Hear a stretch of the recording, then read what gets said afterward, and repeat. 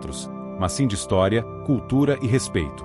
Ele é o nosso ponto máximo, e sua conservação é o nosso desafio mais elevado. Nós desvendamos o mistério da neblina e a beleza da floresta nebular.